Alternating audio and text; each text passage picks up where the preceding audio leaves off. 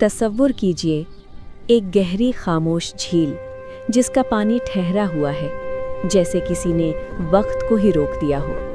उस झील के ठीक बीचों बीच एक अजीम व शान इमारत खड़ी है, जो सूरज की रोशनी में सोने की तरह चमकती है, लेकिन चांदनी रात में किसी भूले बिसरे ख्वाब जैसी दिखती है।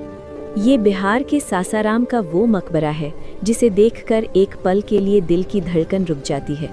इसे दूसरा ताजमहल कहा जाता है, लेकिन इसमें ताज जैसी नज़ाकत नहीं, बल्कि एक सिपाही की ताकत और एक बादशाह की तन्हाई छुपी है। शेर शाह सूरी, वो इंसान जिसने मिट्टी से उठकर सल्तनत हिंद को हिला दिया था, उसने अपने मरने से पहले खुद अपने लिए ये घर चुना था। शेर शाह सूरी, एक ऐसा नाम जिसके जिक्र से मुग़लों के तख्त कांपने लगते थे।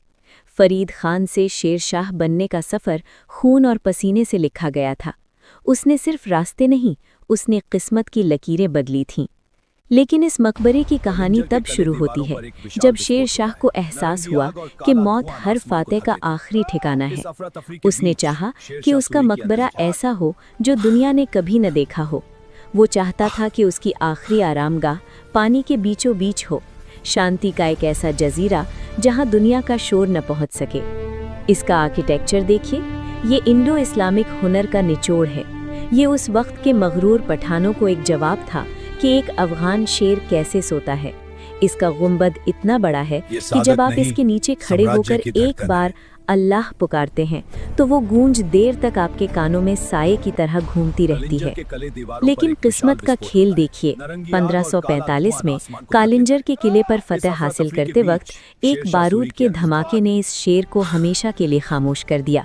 शेर शाह ने इस मकबरे को बनते हुए देखा था, लेकिन इसे पूरा होते हुए नहीं देख सका।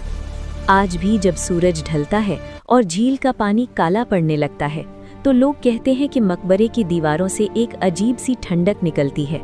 वो ठंडक उस अफसोस की है कि एक इतना बड़ा शासक अपने बनाए हुए इस जन्नतनुमा घर में जिंदा कदम नहीं रख पाया।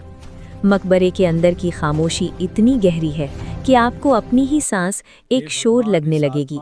वहाँ की हर दीवार, हर झरोखा आज भी शेर शाह की उन आँखों की याद दिलाता है जिन्होंने पूरे हिंदुस्तान पर राज करने का ख्वाब देखा था।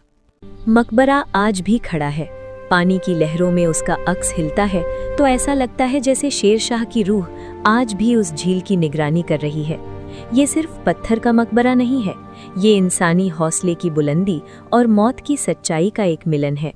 जब आप सासाराम के इस मकबरे को देखते हैं तो आपको एहसास होता है कि बादशाहत खत्म हो जाती है, ताज गिर जाते हैं, लेकिन जिसने मिट्टी और पानी पर अपनी दास्तान लिखती हो, उसे सदियां भी नहीं मिटा सकती।